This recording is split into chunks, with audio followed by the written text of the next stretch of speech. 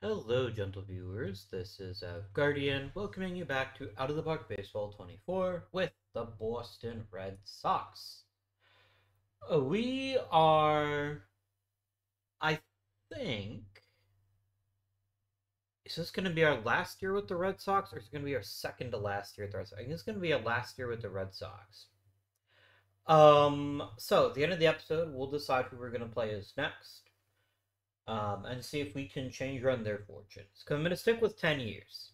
That way, we're playing roughly 50 years, maybe 55.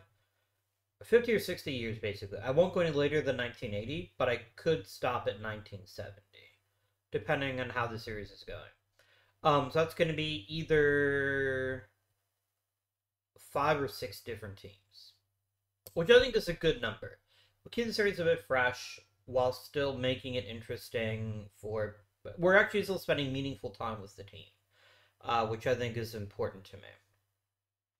I don't think it's difficult to call this anything other than an unqualified success. We've won 2 championships, won the pennant 4 times, and I've been manager of the year 3 times. And I think that's really cool. Um, are we gonna win one more? I don't know. I'm also gonna very deliberately not play crazy ball. What do I mean by crazy ball?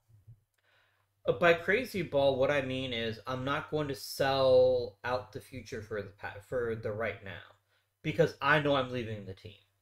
That doesn't feel interesting to me. Like I don't want to be the fucking Florida Marlins in real life. Um, who not once but twice, for those of you who might be a little bit younger, won the World Series and then tore their team apart the next year to save money. That I and the fact that Cleveland was one of the victims of that bullshit is infuriating to me. Anyways, enough about my personal hangups. The point of the story is, I'm not just gonna go, I'm not gonna be here next year. Let me trade every draftable player I have to get something else. That doesn't feel realistic to me or enjoyable, and that's just kind of where I am right now. So, um, one other housekeeping note before we get started with today's episode is I have a poll up on the community tab. If you are like, Abby, what's the community tab? You should subscribe to the channel. You can vote in polls. I want to start either a Discord server or a subreddit to kind of drive a little more engagement with you guys when I'm not posting videos.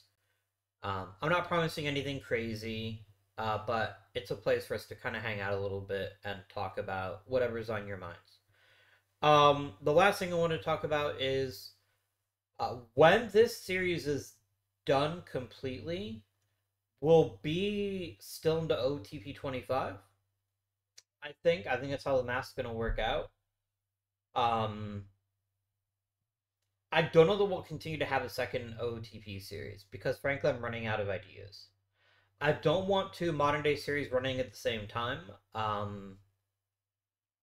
So I might bring back Tabletop Simulator actually. I haven't played that in a long time, and I've bought and played so many more new incredible games that it's something I'm considering for sure.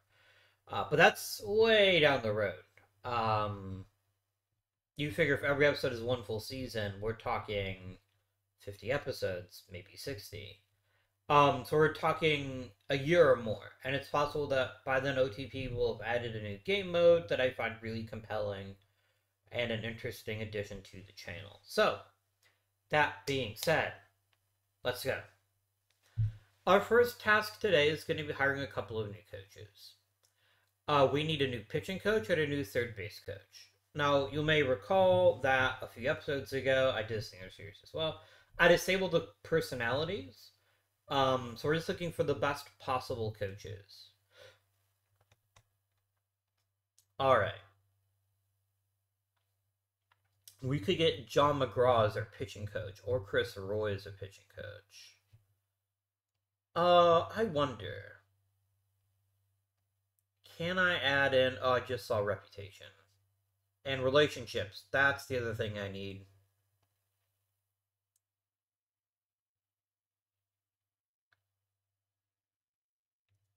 Oh, they literally all just say poor? That doesn't fucking help. Game.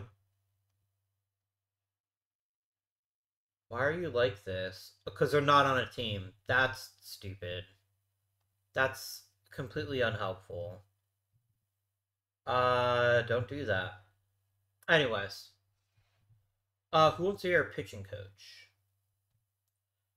John McGraw is the best pitching coach we could get our hands on. Would he be our third base coach instead, I wonder? No, he owns no part of being our third base coach. That's fair. No, he would be our third base coach. Absolutely. I'm gonna make him the third base coach because I'd rather get a dedicated pitching coach. Um, Justin, how'd you get along with the current team?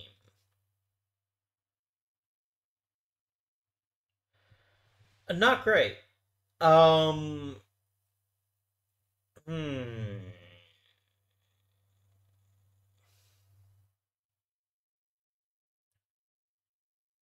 Why doesn't Chris Jones want to be my pitching coach? What's his deal?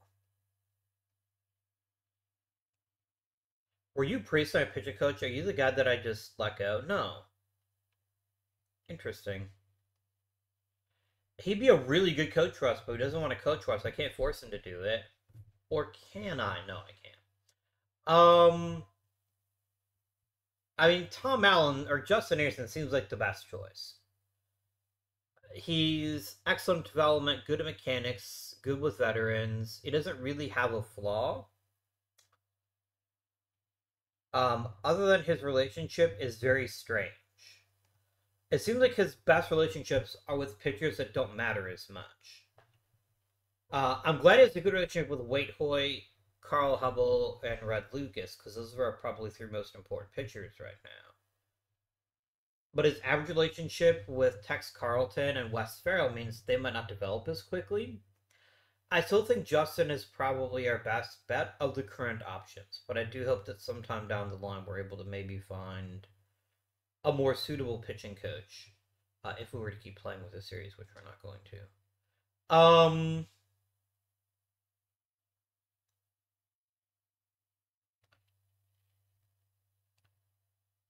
Yes. Too true, too true.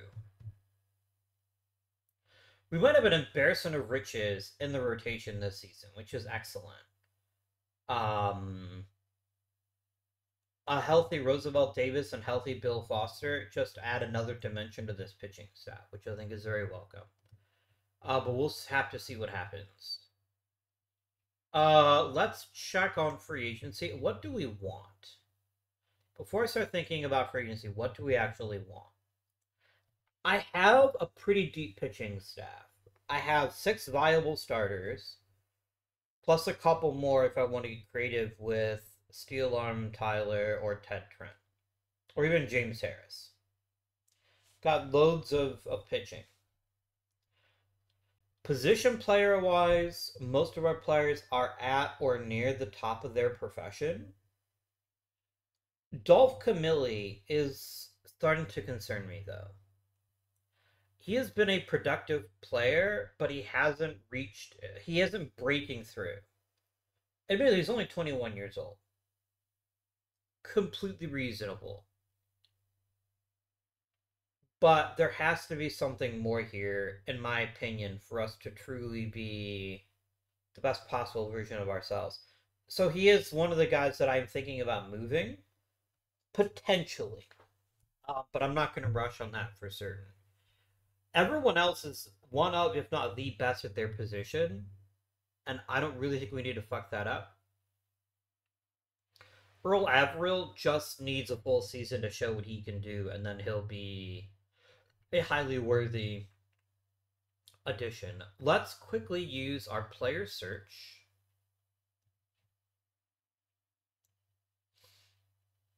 And I'm going to look at every hitter who's a 60 or above, all leagues, and free agents. Oh, no, that's free agents only, so actually show nobody. We'll do one for all leagues first. We have Albert Melton, who's actually. Oh, interesting. No, that's too much money. That's way too much money. I love his flexibility. He plays so many positions so well, and he's a really good hitter. But 20 grand for one player is a bit excessive, especially for a player who I don't have a starting role for right now. Tempting, but no. Looking, looking, looking. Damn, the Tigers have a loaded lineup. That's terrifying. As do the Yankees. Okay. So there are none in the independent leagues, which is what I was looking for. Oh, it does include free agents. Neat.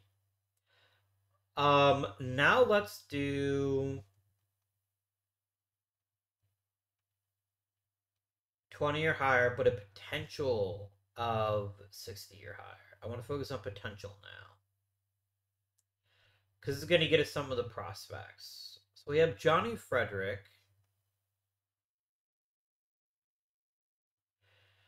Again, here's why I get stuck with a guy like Johnny Frederick. I'm paying starter money to someone who's not going to start on the team.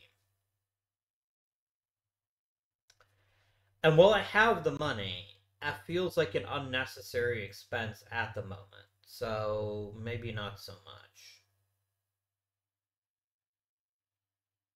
Rap Dixon is interesting, but not. I'm deliberately not looking at people I can trade with. I'm trying to see if there's anybody I can snag for cheap.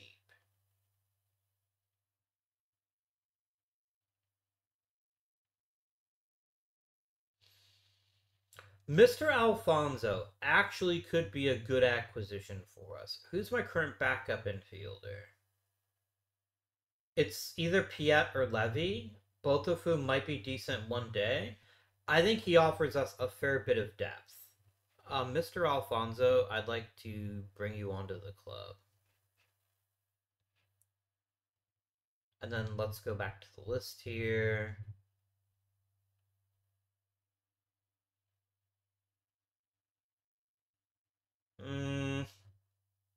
Bob Johnson doesn't really do it for me. Poor Lloyd Wayner is probably like every time I'm like going through my Rolodex, he's like, "Come on, let me play with my brother." No, fuck you.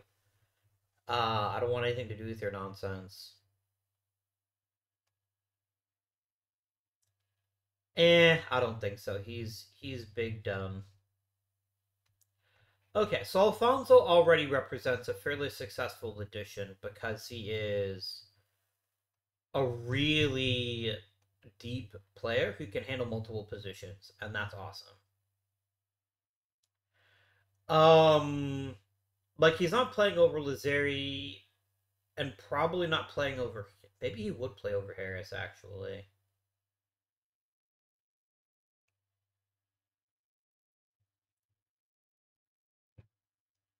Interesting. Maybe Harris becomes the reserve, and Alfonso becomes our starting shortstop. Because he's a really good one. And yes, he's not perfect, but he's a really accomplished hitter. I think this actually makes a fair bit of sense. I believe that it does. I have three starting outfielders. Wayner's a really good right fielder, so I guess that means Avril gets left this season.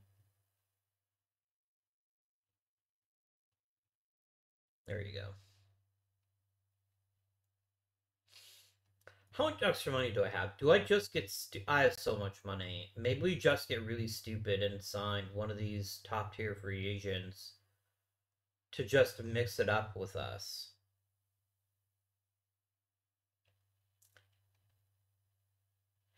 Melton's ridiculous flexibility just makes him so incredibly valuable. Like he hits well, he plays multiple positions with reasonable skill. He's even a good backup catcher. I just don't see a downside to signing Melton other than paying the money. He's not getting a guaranteed contract though. I want to be able to get rid of him if it turns out he's a flash in the pan.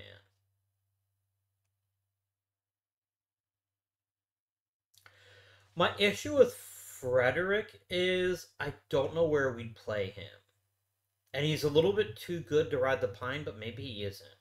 Maybe he's just a really good defensive upgrade who also happens to hit. Let's just get stupid at this point, right? Like let's invest all this money in extra players and see what turns up. Um Rap Dixon's a terrible infielder, so I'm not gonna mess with him. Let's advance a bit of time. McGraw probably wants a different job, but we're gonna try to offer him money. What if I offered you $8,000? Not 88. I could offer him $80,000. I could just bully anybody with sacks of cash, which is a very strange feeling for me. I don't believe you. You're probably getting manager jobs. That's what's actually happening here. I will pay you 10 grand, which is actually more than I earn. And if you don't like it, then you can go fuck yourself, John McGraw. I will find a new third base. Yeah, fuck you, John McGraw. You're using me as leverage to get a manager gig.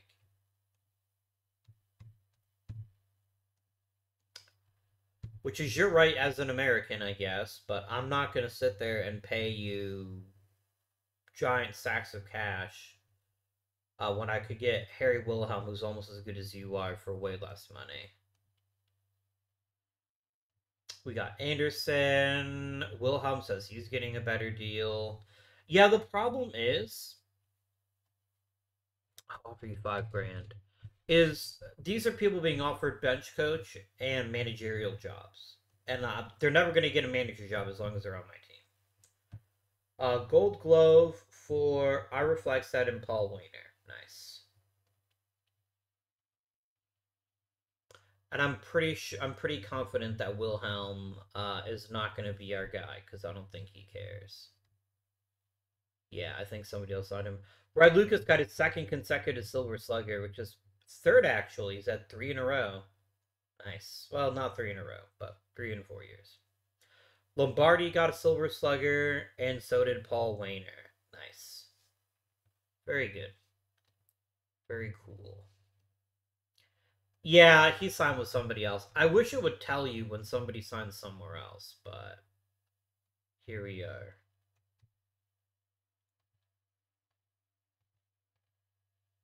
Yeah, all the good third base coaches are gone. I guess I go for Glenn Dryling and offer him a third base coach job. That's fine.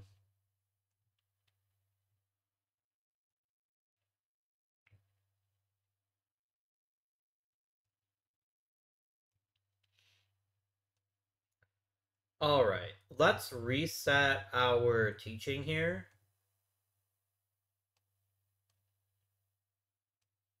Dryling is going to take over teaching in the field. I really wish somebody else could take over base running. Is average better than decent? I think it probably is. We need better base coaches, but thankfully we have a really elite bench coach, which helps us out quite a bit, so that's nice. And we're just going to sim up to Hall of Fame voting because we're literally just waiting for free agents to make decisions. Frederick and Melton both signed with us, which is fantastic. They're both getting added to the roster.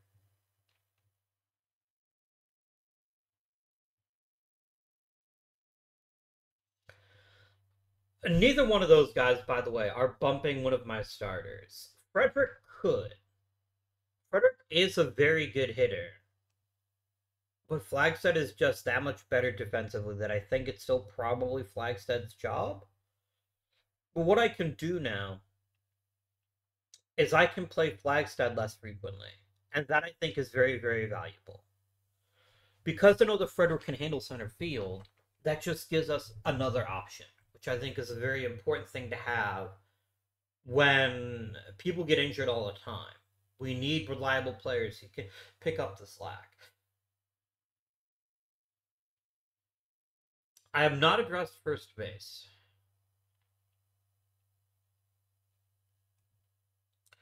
We can see what the draft looks like, I suppose, but we're probably not going to be adding to first base. We're probably going to run it back with Camille and see if he can figure shit out. Eddie Collins is definitely a Hall of Famer. That's a certainty. That is a fact. Jacques. I've always enjoyed Zach Weed as a player. When we've seen him in our various runs, I'm happy to give him a vote. Same with Hippo Vaughn.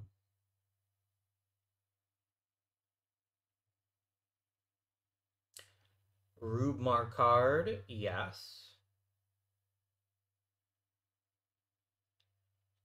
I'm gonna vote for all these guys. No, I'm not. I guess I could vote for Laughing Larry.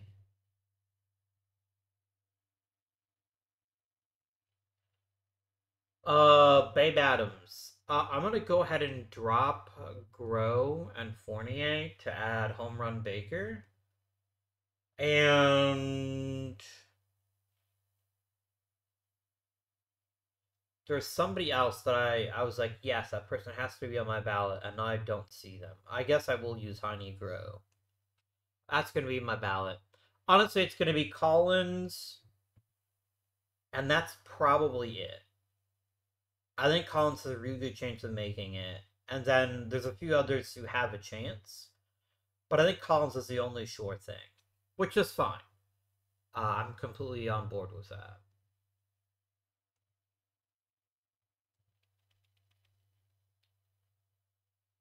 This is such a mindfuck from the A series where I can just spend all the money I want to and nobody can stop me. It's very strange to me. But welcome. Um this was a terrible draft.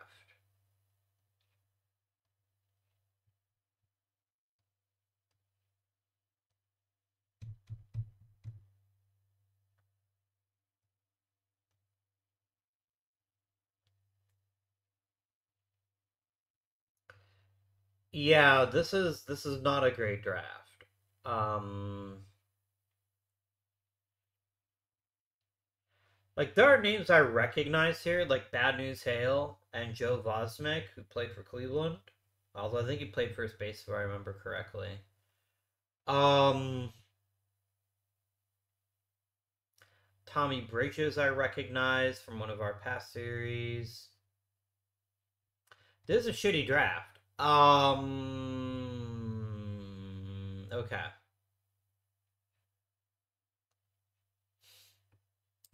Ken Strong is a decent hitter, but he's a terrible outfielder. Like he's not going to be a center fielder. But this kind of power doesn't grow on trees, and I think there's a fair bit of value in adding him to the roster. So I think we're going to go ahead and select him uh for his demand.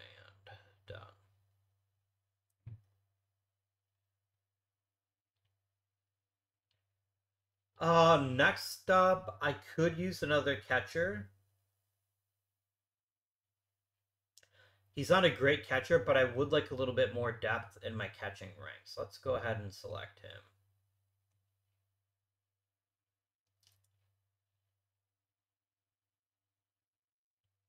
Holy shit, that guy's tiny. Like a stiff breeze would snap him in half. 6 foot, 155 pounds. Wow. What a tiny, tiny guy.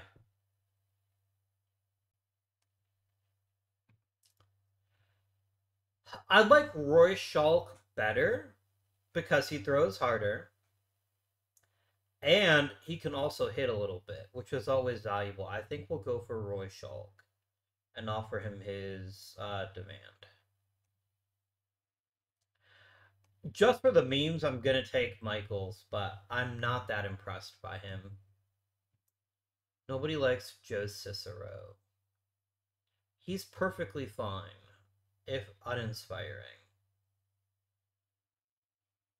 Done. Is there either an elite power guy or an elite...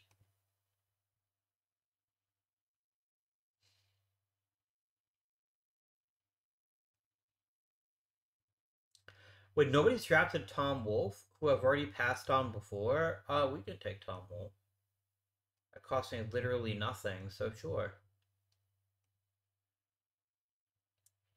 Do the same with Tom Winsett. Done. Any big time stuff, guys? Roland Roberts and Lloyd Sterling. I'm going to take Lloyd Sterling just because he's younger. Done. And I guess we can take Roland too. So if we can have both of them, why not take both of them?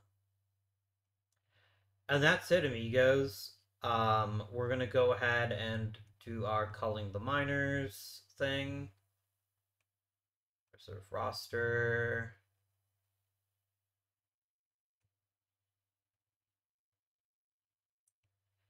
Murder them. No, you're not. We're not actually killing them, I don't think. I guess we could. But we won't. I will check the Rule 5 draft. I wouldn't mind getting a really talented reliever. I think that's kind of where my head's at right now. If we can get an upgraded reliever, that would be most welcome. But other than that, I'm pretty happy with our roster. I don't really think there's a ton that I find appealing. Glenn Ellis.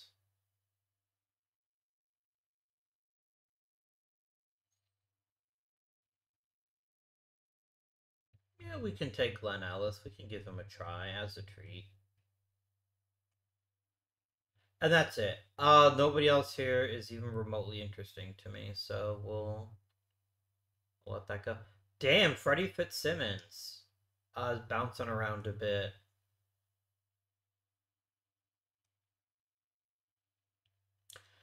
Freddie Fitzsimmons had a reasonably good major league career. Not a Hall of Famer, not even close, but a good career, I think, is a fair statement with him.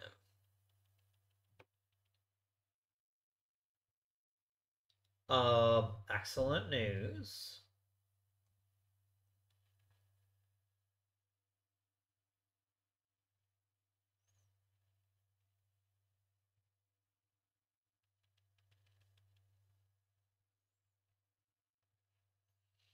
Rube Marquard made it too. Good for him. Good for him. Poor baby doll Jacobson. Um, he was never gonna make it though. Like he just wasn't that great in our franchise. Let's zip all the way up to spring training. I don't think there's really any point stopping. Unless we just increase ticket prices, maybe? Which I can do in the preseason. I guess we should at least check on that.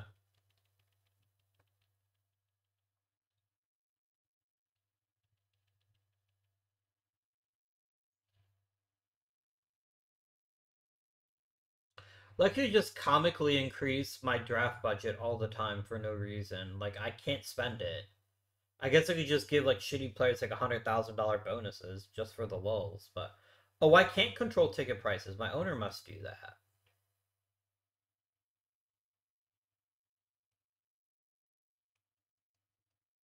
Interesting. Okay. We get to the beginning of spring training, perhaps? That might be a thing. Mostly players getting worse. Not that big a surprise.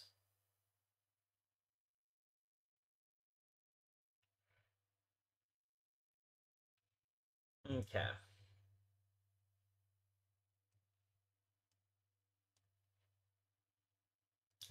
Can I change ticket prices yet? I cannot. Okay. It must be something that the owner is setting, would be my guess. Or it's something I have on automatic here. No, I don't. Yeah. Curious.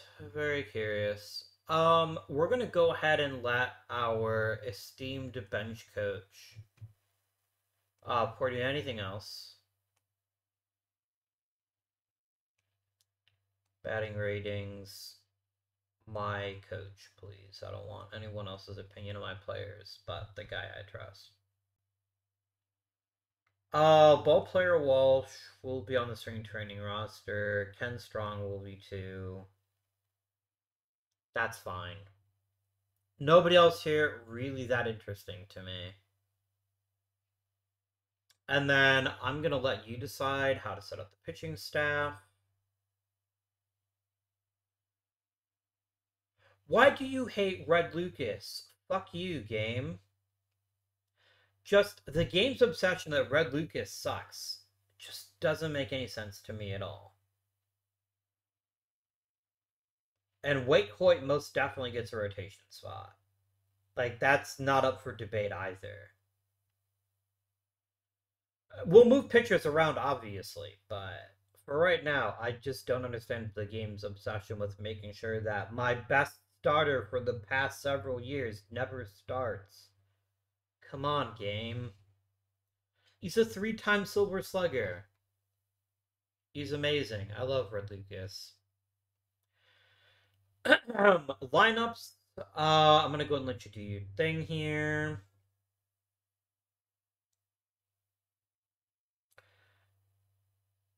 Benching Ira Flagstad is a choice. I'm fine with trying it out in spring training and seeing what Mr. Frederick might accomplish. Albert Melton playing first base actually makes me happy. That's actually a really good suggestion that I didn't think of for what to do with him. Um,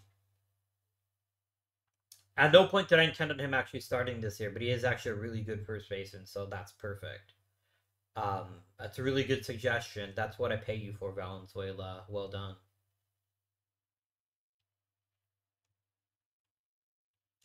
Still can't change ticket prices. Wild. Hmm.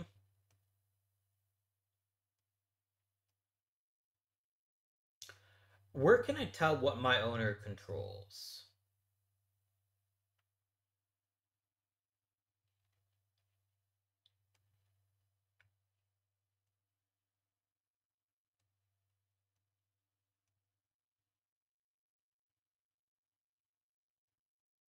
That's got to be something a little bit easier to see. OTP. If you know where it is, by the way, just let me know in the comments to see what it is that they want to control. Like when I click on player development, I can see this for the draft budget, but I can't tell what. Anyways, take this opportunity to drink. Really, Melton? Really? That's manifestly uncool of you. That's the opposite of what the bro would do in this situation. Lame. What do we have here? Mike Kelly added a sinker, making him a much more reasonable pitcher. That's very exciting stuff. Sam Suter's getting worse. Columbus Faints got worse. Harris got better.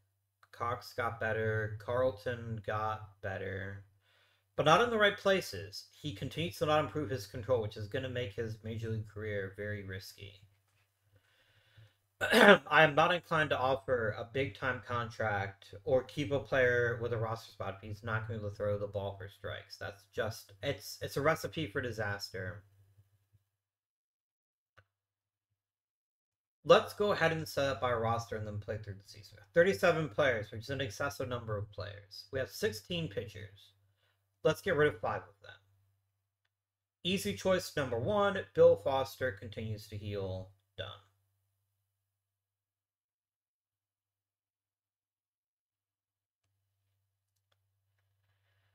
Carlton is never going to be a great control pitcher. So perhaps a future in the bullpen does make more sense for him, where he can use his superior stuff to maybe make some noise. I don't know. Uh, Trent and Streeter both instantly go to the reserve roster.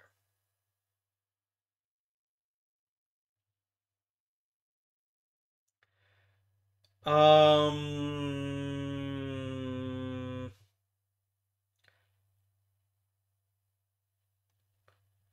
Tyler's actually performed for us. If I'm going to keep some between Tyler and Houston, it's going to be Tyler.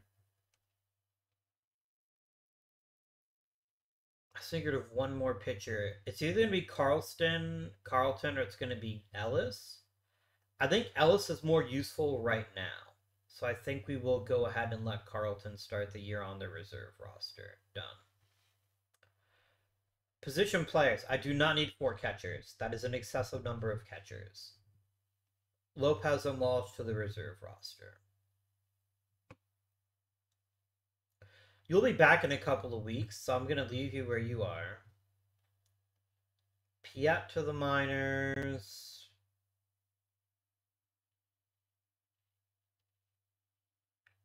I want to keep Levy, I think, over Piat for a very important reason, which is the fact that Levy can play third base. Whereas Piat is only second and a terrible shortstop. I'd probably need to trade Piat. He already seems like he's a bit of a bust, so lesson learned there. I have an excessive number of outfielders. Ira Flagstad has gotten significantly worse to the point where he is now a reserve. It's Johnny Frederick's job coming out of spring training. 1,000%. I do want to keep Jimmy Welch on the roster as another genuine outfield option, but Jack Rothrock is a real super utility guy. So I think Welch to the reserve roster.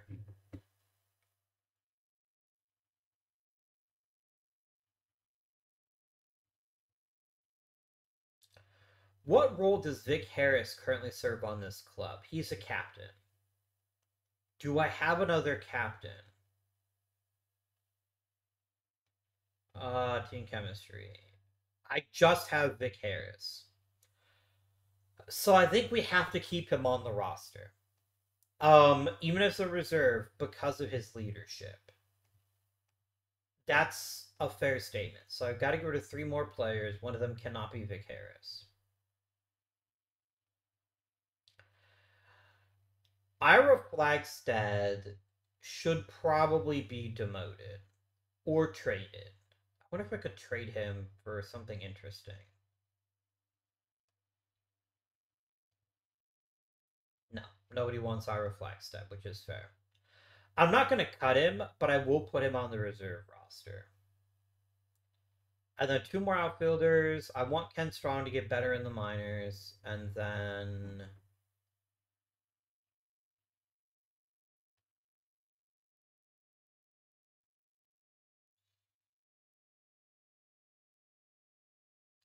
I'm going to value Jack Rothrock's ridiculous positional flexibility a bit over him.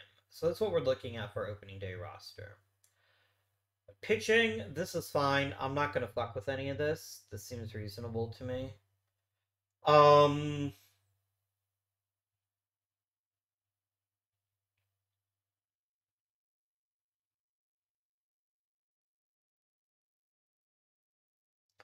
We are asking a lot from Roosevelt Davis, which I think he can handle, but it is a weakness of this current roster as presently constructed. I have a very deep pitching staff. I have several starting options I can be happy about, but I don't think we have elite pitchers necessarily. I wouldn't mind a quick peeky peek at who's available pitching wise.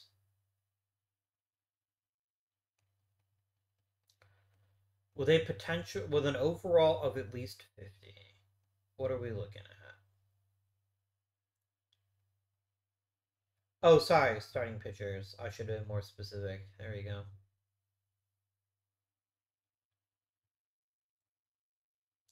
Thank goodness for Call Hubble, right?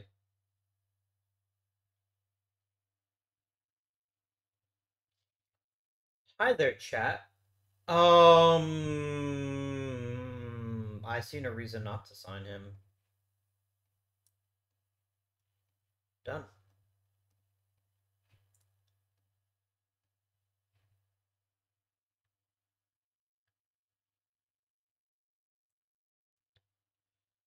So what position is Chet? Chet Brewer has to be given a starting rotation role. He has to be. So who's the odd man out? Probably Roosevelt Davis. Because Brewer's better than Davis is right now, and this way Davis can recover from his injury a bit more slowly. So Mr. Brewer here is going to fill in as our third starter, and then Lucas and Hoyt rounding it out. Lucas and Hoyt are both very similar pitchers that I don't think would fly in the modern game because neither one of them throws particularly hard. They just throw consistently. But this is what we're looking at. For our rotation. Let's get our lineup set. Let us murdernate the depth charts and lineups which presently exist. All right. Starting with contact hitter, Albert Melton is almost certainly my number 3 hitter. And I know he's not healthy yet, so this means Camille will essentially be our backup first baseman to start the season, which is fine. I like Paul Wainer way too much as a number 2 hitter to put him anywhere, as a leadoff guy to put him anywhere else. So that's where he's going to go. Where do we play Avril and where do we play Frederick? And Lazary?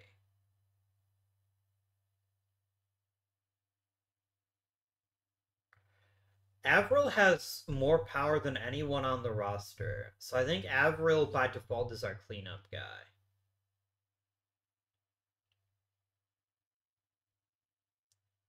So who's gonna hit second?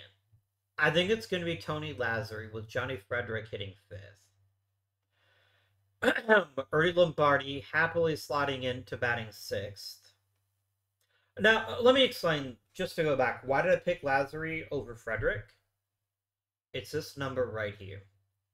The most critical job of your top 2 hitters is getting on base. That's a mandatory requirement. If they're really good at getting on base, it sets the table beautifully for Melton, Averill, Frederick, and Lombardi to drive people home. So that's why I did it. Who's gonna bat 7th? Joe Strip. Easy choice. This means that Angel Alfonso is gonna bat 8th, and I'm completely fine with that as well. I'm gonna go ahead and let the game set the depth chart up. I don't want Shang playing that frequently. His glory days are long past him, and I want Ernie Lombardi to keep playing regularly to improve his abilities. So we're gonna do it once a week. The rest of this seems brilliant. It seems absolutely brilliant. Is Earl Averill actually better defensively than Paul Wainer in right field? Okay, we're gonna do a quick no, Wayner's fine in right field. I'm not gonna fuck with that because Averill will be much better in left field. He just needs the extra the practice that, but he's gonna be a great one. And we're just gonna copy and paste it straight on over.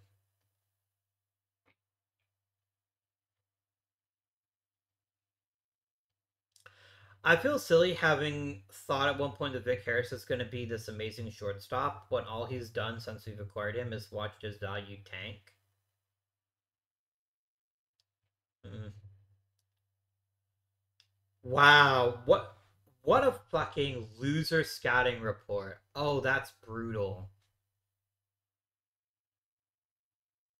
That is beautiful. Always scout, please.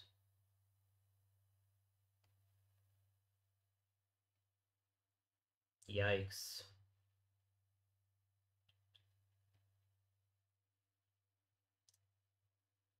That is so brutal. Holy shit. Like, he is a Major League Baseball player. Like, what the fuck, man? Mm. Oh, this is cool. Oh, I didn't even know you could do this. I get both scouting reports. That's really interesting here. His offensive and defensive skills are limited. Claude Berry, I love you. He's like, he sucks. That's what you need to know. Like, duly noted. Is there other cool scouting stuff here? Not really. He just stinks. But I gotta keep him for his leadership for right now. That's the one thing he does have that nobody else on the team can provide. So if he's just hanging out, being a dude, that's fine with me. You want me to win the pennant again? I want me to win the pennant again too, to be honest with you.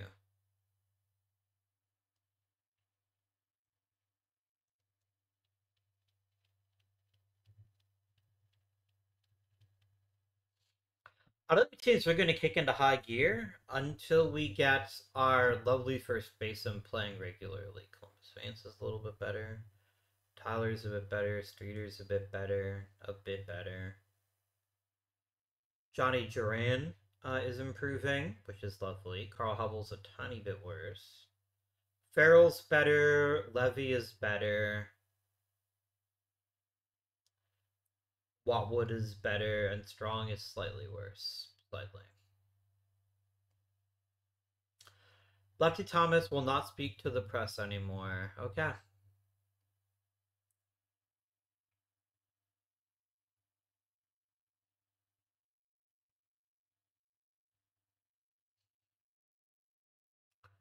How are we looking?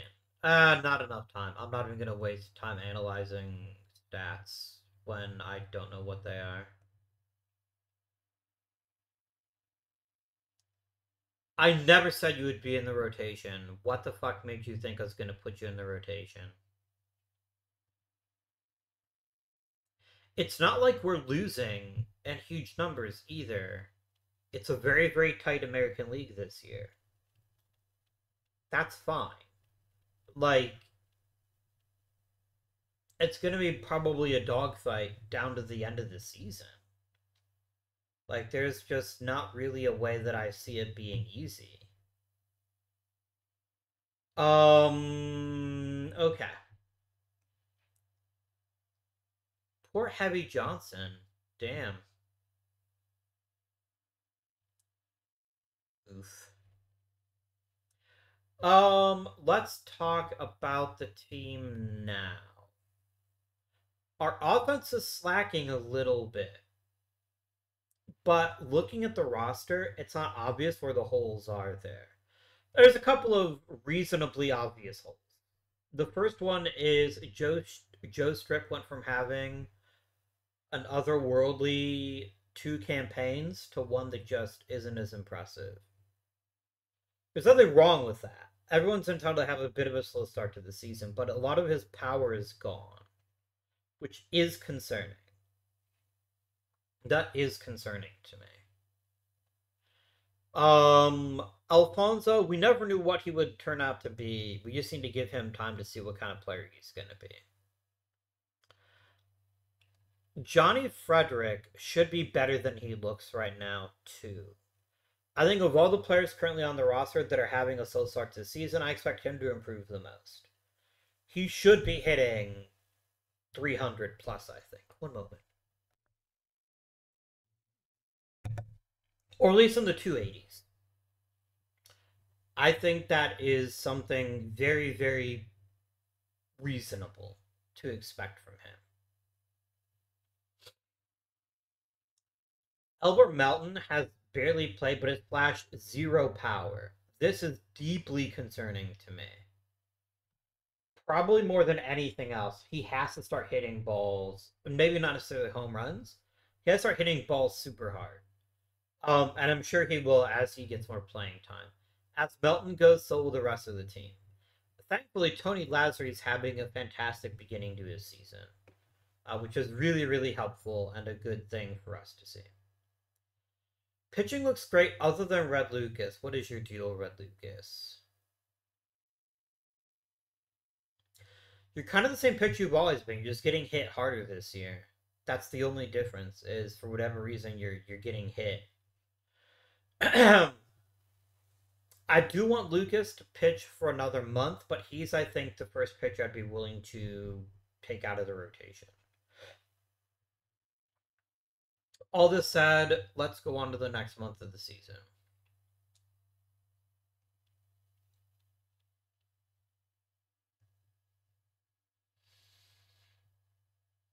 Frederick busting a rib is pretty bad. This probably remains the triumphant return of Ira Flagstad. Because I don't think I have anybody. No, he sucks at center field now. He's lost his ability to play the field. Damn. Ken Strong will never be a center fielder. I guess just call it the best outfielder, which is probably Strong actually, but I won't play him at center field. Is it Rothrock? Does he get an everyday job playing center field? I think he does. So everybody else moves up, and then Rothrock is going to play center. Which really hurts the team's positional flexibility. I'm not wild about that, but he is by far the best center fielder on the club. And then let's regenerate the depth chart, and once every 7 games. Copy and paste. Okay. Fuck you, ball player Schilling. You're not even a real person. I guess you are a real person. I just don't know what your actual first name is in real life. We may not know. When you see these guys say ball player or whatever, a lot of box scores back in the older days just had last names and that was it. So if somebody wasn't that great a player, you might never know his first name based on the box scores, which is where they get a lot of their data from. Red Lucas is somewhat better. Roosevelt Davis is getting a little bit better, which is good. Cox is getting worse. Lopez is getting better.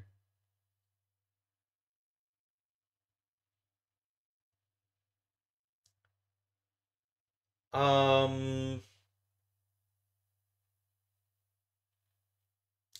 Joe Strip is getting worse. I don't love that. Avril's getting better at left field. I guess that's something. Okay.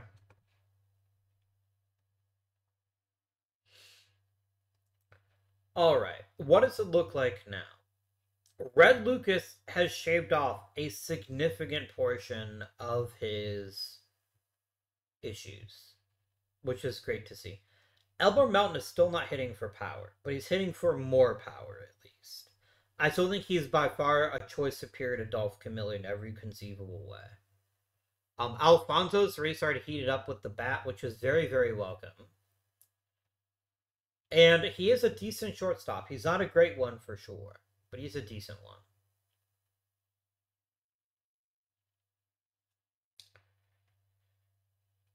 I don't see any kind of drastic improvement we could make. Probably the first thing that's going to happen is the moment Bill Foster is healthy, he goes back into the rotation. Bill Foster is our strikeout guy. And if he recovers well, which I think he will, I think we probably take somebody else out of the rotation. Probably Red Lucas, given how much he struggled this season. Mr. Lucas is just getting hit harder this season for whatever reason. His peripherals are in line with what he's done in previous seasons. He's just getting hit harder. And I can't afford too much more time hoping he figures it out. So we're going to play a week. And then Bill Foster returns. Somehow Bill Foster returned.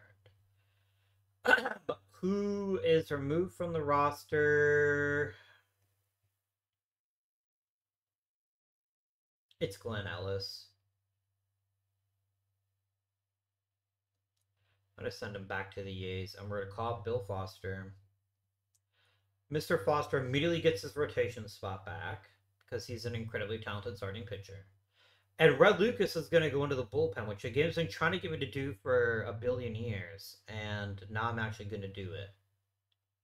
So we'll see how this works for him. We can also make him a long reliever if we need one. There we go.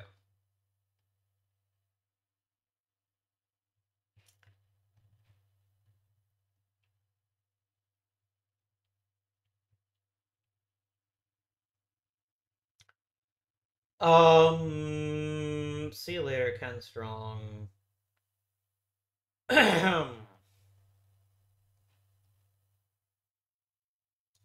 Frederick is too good a hitter to be benched in favor of Rothrock. Plus, having Rothrock just gives us so much flexibility.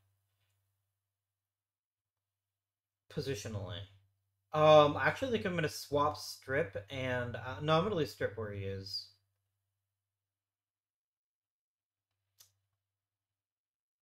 Yeah, we'll do this. I'll just flat out swap Frederick in. And then we're going to go ahead and reset depth charts here. I like how casually we think Eric Melton is now a better backup catcher than Wally Shang, which he probably is. Um, I think Wally Shang is just done at this point.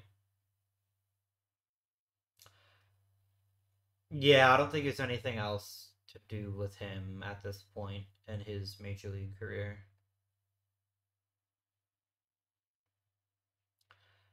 I really like our hitting coach. I'm going to keep him forever and ever.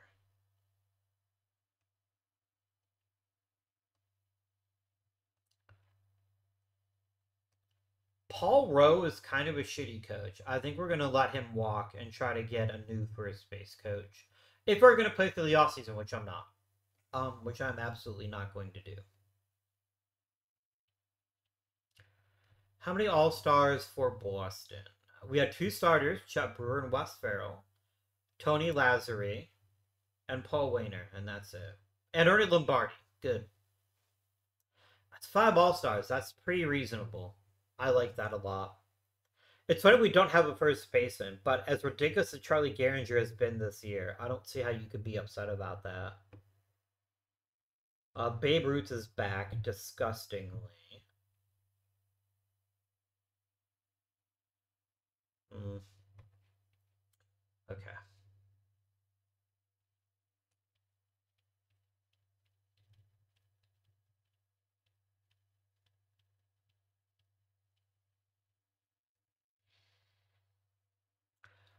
No, as much as I do like Trey Boo as reinforcement for the rotation, I'm not going to give you Rothrock or Levy for that. I might give you Levy because I don't think Levy. No, Levy's still really useful too.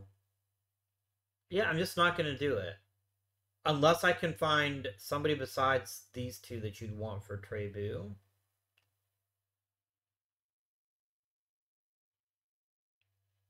I'm not going to do it. No, I'm content. Thank God for Will Ferrell. Wes Ferrell this season. He's having such a good year. And oh, by the way, he's also destroying baseballs, which is lovely to see.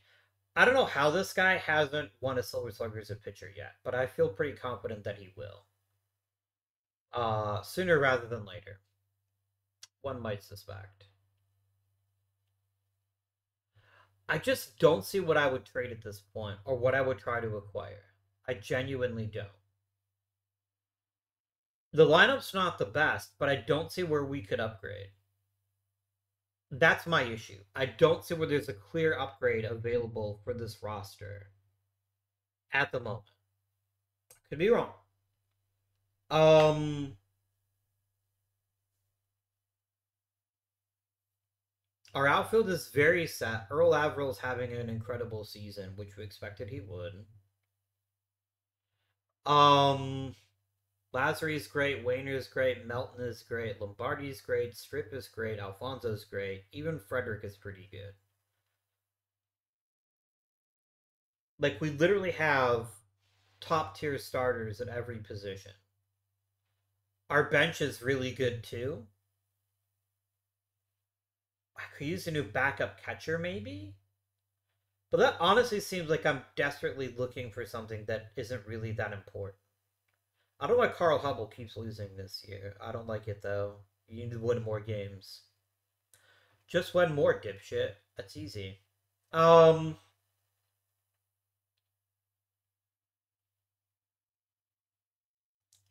what is your deal? Why do you lose as much as you do? Are you just giving up lots of runs, or are you just struggling to get run support?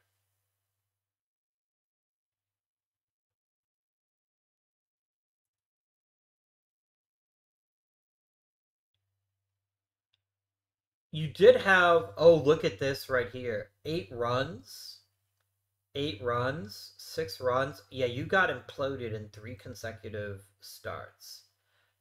And then this one isn't that great either. Interesting. Very interesting. Hmm. How's Roosevelt Davis doing? He is doing okay.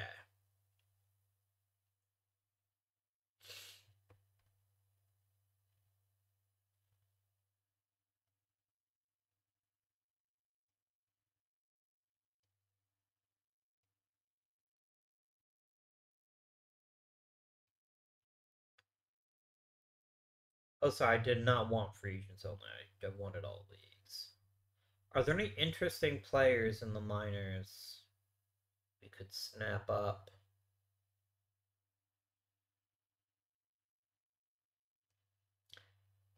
Yeah, Roy Johnson doesn't really intrigue me that much.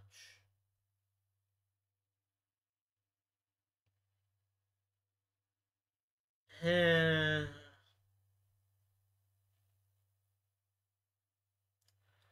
Oscar Charleston is still playing. Good for him. Huh. What a crazy career he's had. He had those two genius seasons with Boston in his age 23 and 24 season. Then he fell off a cliff, had a decent couple of seasons with the White Sox, and now he's back to destroying baseballs in the Negro Leagues. Good for him, man. What a crazy ride he's had.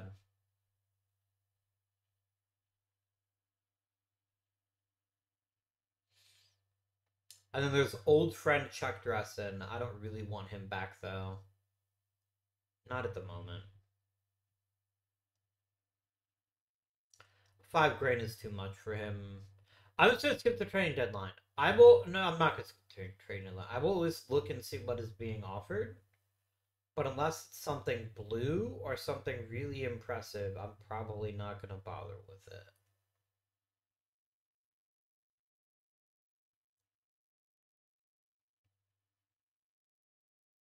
Bill Terry's a really good hitter, but I don't have anywhere to put him right now. That's the problem.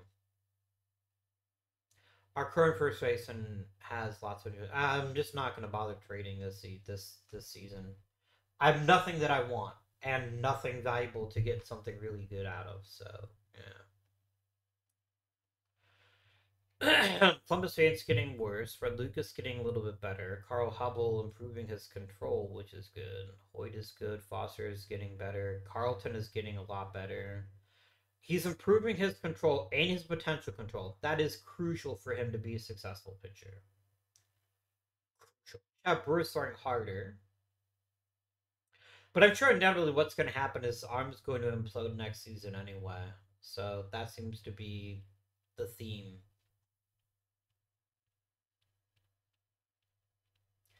The American League is just really tight at the top this year.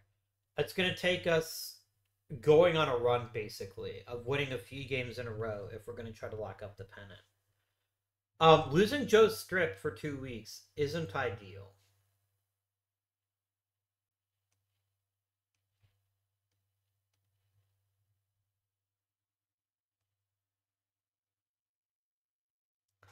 I'll call up Piet,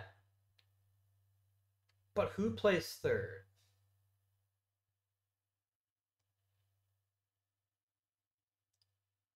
I think it's Melton.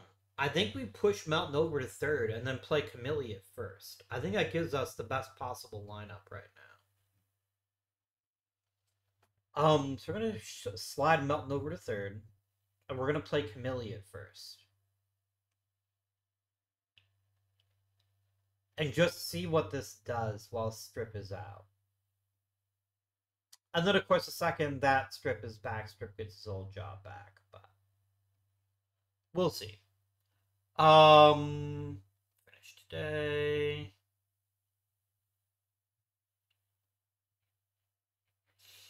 Wait, Hoyt getting better. Wes Farrell getting better.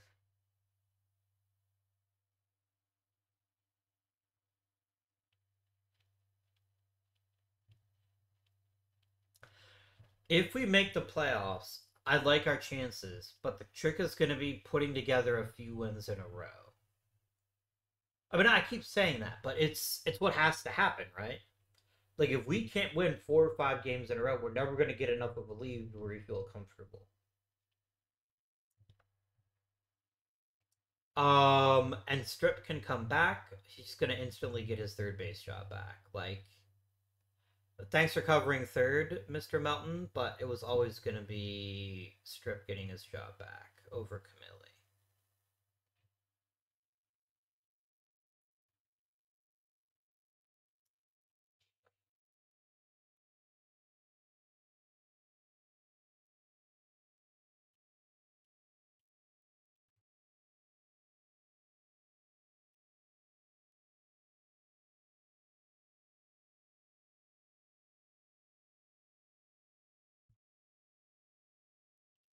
Wait, Hoyt has 200 wins now. Look at George Minor improving drastically. That's really cool. Okay. All right. So, is Wait Hoyt a Hall of Famer?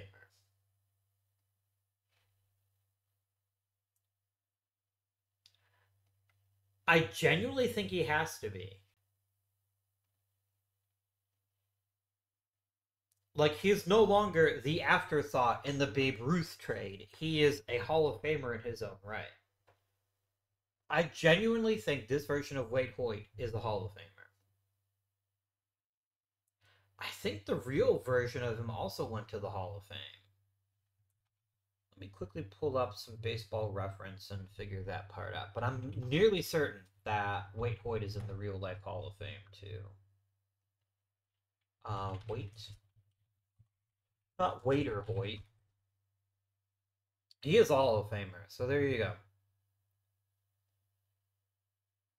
Like, Wade Hoyt is certainly not a booby prize. He's no Babe Ruth. That's a guarantee, but he is genuinely was a really good pitcher for a long time. Anyways, can we lose? I think if we win one of the next two games, we win the pennant. If we lose both of them, we might be out.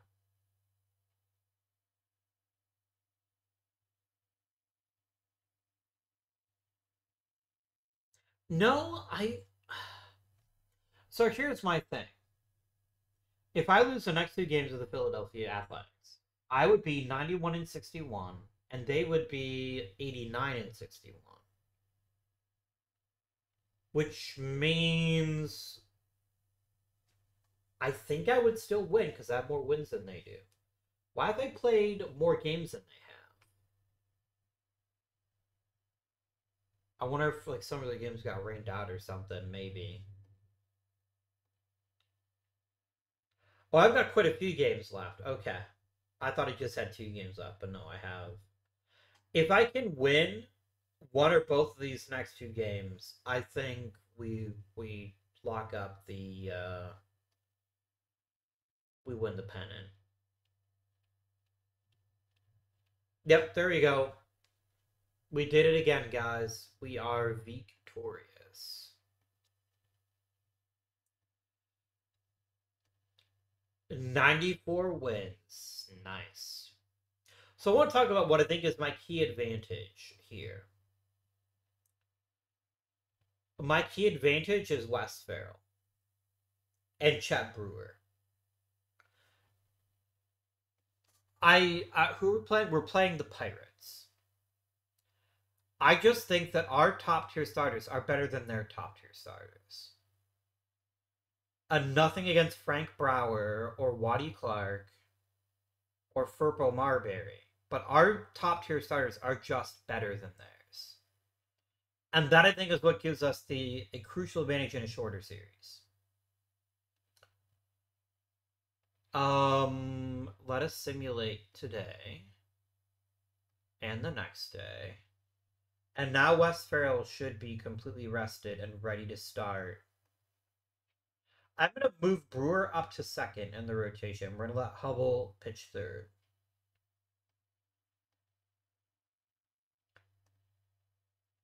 Interesting. So Wes Farrell has a bit of a rough day. Not ideal. But that's why we play all the games. Chad Brewer pitches a very fine game in his own right. How did he pitch? Yeah, a complete game, only allowing a single run. That's good stuff. Oh, I want playoffs versus Boston.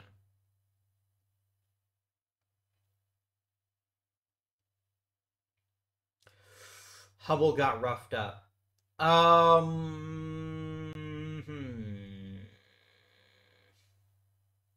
Why are you so homer prone? I don't get it. Your movement is actually pretty decent. I don't see why you always give up home runs in inopportune moments, but here we are.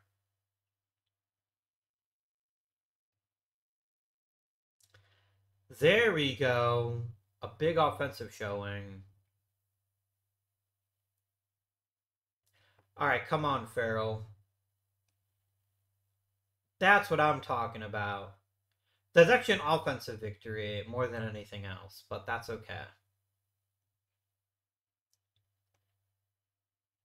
We did it, guys. We ended with a classic pitcher's duel between Chet Brewer and Frank Bauer, where the only difference is a single home run by, you guessed it, Ernie Lombardi.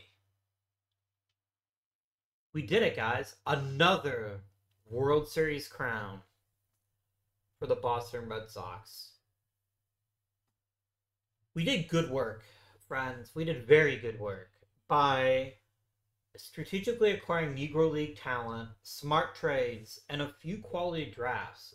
We made one of a true dynasty. A true dynasty. 4 World Series in 10 years is a dynasty. Like there's no other way to say it in my opinion. So we need to find a new job, which we will do shortly. But first, I want to break down who did well, who didn't do so well, and then go from there. I wonder if Wally Shang retired. I bet he did. No, Ira Flagstead did. Okay. I genuinely thought that Wally Shang would retire, but evidently not. Okay. So let's talk about it. How did the season go? Who were our big contributors and who were a little bit less valuable? Paul Waner had an MVP caliber season, which I frankly didn't think he had in him.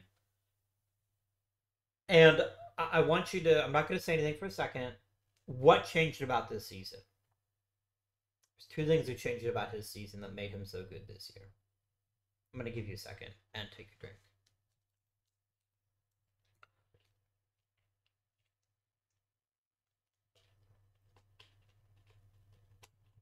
Okay. Stole twice as many bases. Terrible rate, but he stole more bases. But the triples went up. And the homers went up. He flashed significantly more power than he ever has as a Boston Red Sox. And that is such a crucial thing to see an upgrade. Paul Waner was brilliant. Truly exceptional. Ernie Lombardi took a good rookie season and made it into an elite second season. The sky's the limit as far as he's concerned. What a fantastic season he had. Tony Lazzari is probably the most unsung hero of the Boston Red Sox. He's been our major power threat. He's been another guy with a huge triple increase. He just plays really good baseball. He's very, very good. And I think he's got a very bright future. We had 2 free agent acquisitions this season. One of these is this gentleman here, and Mr. Albert Melton. This is a deeply strange season to me. 20 triples out of a first baseman is not what I expected, but I'm here for it. He had a really good season. And I think he was an excellent addition to our roster, and I hope to see bigger and better things from him going forward.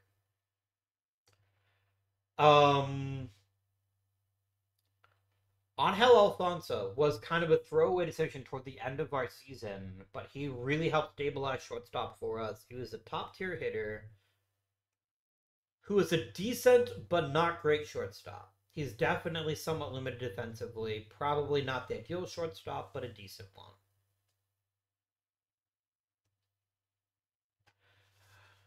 Earl Averill, I think, is a victim of playing at a position where there's a lot of offensive megastars like Babe Ruth. Let's not shit on what he accomplished. He's actually pretty reasonable. A good amount of power, decent triples, lots of doubles, stayed healthy, and played a pretty decent left field as well. Let's compare him to Heine Manouche. How's he doing these days? How is good old Heine? Heine was roughly the same player that he was. So, although A lot of his power came from his ability for average. Regardless, an amazing season by one Earl Averill. Johnny Frederick came in with a very difficult challenge, replacing an all-time legend like Ira Flagstead. And I think he did it. But for the Red Sox to keep being a better team going forward, he has to be better. He has to be at least a league average offensive contributor to really let his other talents shine. Very fine center fielder, probably won the Gold Glove. Almost certainly won the Gold Glove. But Joe Strip took a pretty big step back, but not because of his bat necessarily. Whenever his defense was a lot worse. His defense was okay. I think replacement level went up. I think that's what happened to him. Because otherwise, he didn't score as many runs because he batted lower in the lineup, which also gave him fewer at bats, period. So the counting stats are going to look worse, but his rate stats look pretty comparable. He's lost power though. I think he's still a viable starting third baseman, but I do think he is significantly weaker. Our bench wasn't great. Dolph Camilli has already proven to be kind of a dumpster fire. Thank God for Rothrock filling in as capably as he did. And Wally Shank can still draw walks, if nothing else. And perhaps literally nothing else. Pitching, Wes Farrell is a bona fide superstar. He's probably going to come away with a Cy Young Award at the age of 21. And oh, by the way, he crushed baseballs pretty consistently throughout the season. Chad Brewer was a nice little pickup as well. Carl Hubble had a good season. I don't think it's possible to look at his season and say he had a bad one. But his walks are trending in the wrong direction. And that is concerning. Because he's not going to be an elite pitcher if he is walking hitters. So hopefully he figures that out going forward. Wade Hoyt is not who he used to be. But what he is still plenty good. A reliable arm at the back of the rotation that just throws quality innings and doesn't get beat that often. Bill Foster, if this man could stay healthy for a full season, I think he'd impress a lot of people. He's already impressed me. The bullpen wasn't great. But thank goodness Tourette Lucas are stabilizing it a little bit, and Columbus fans are having an okay season too. But we won the World Series, guys. And that cannot be understated. 3 championships in 10 years is pretty incredible, as is 5 pennants. This is a dynasty. And I think it's got a really good chance to continue to be successful going forward. But not with us. You know how I am. I like to turn around teams and see if I can make them the best they can possibly be. So we're going to take a quick peek and see who has the number 1 pick in the next draft. It's the Chicago White Sox. Or the Boston Braves. And the Braves are actually really tempting to me for a very important reason, because we're basically just jumping across town. But also because I think it would be a really interesting thing. I also think they've been really bad for a long time, so making them better would be pretty impressive. Let's take a quick peeky peek at the league history and see who has been the most... I want teams. Who has been one of the worst clubs? The Senators, but they don't really... The Braves do have a World Series, and they are 1 game over 500. They have won a championship, rather.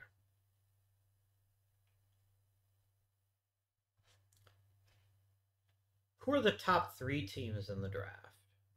Because I want to start our rebuild with an awesome draft pick. So we have the White Sox, the Braves, and the Senators.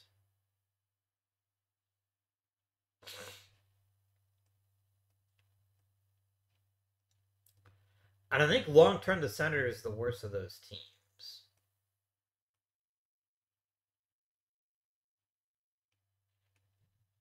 They are the worst of those teams.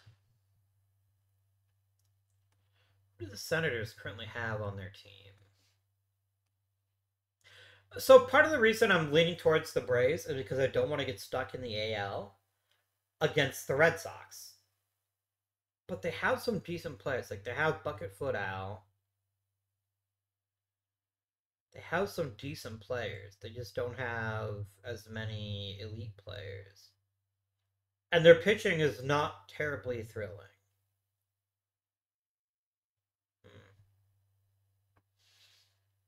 They do have Goose Gosselin, who just happens to be hurt. That's fair.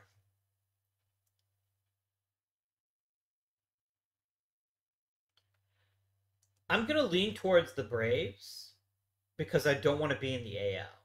I want to change that up. So I think we're going to go with the Braves. So I'm going to go ahead. I'm going to quit my job. I'm going to find a job. The Braves will hire me. Let's go for it. We're going to join the Boston Braves. And we're going to see what this gets us next season.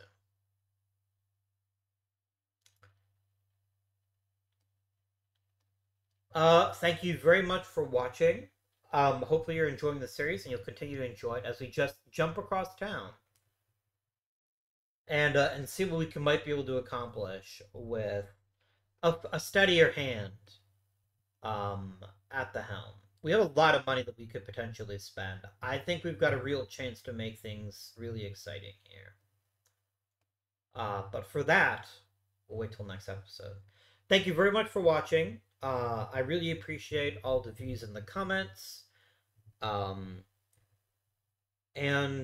subscribe if you haven't subscribed already so you can vote community polls like the one that's going right now. And until next time, this has been Guardian. Thank you for watching, and I bid you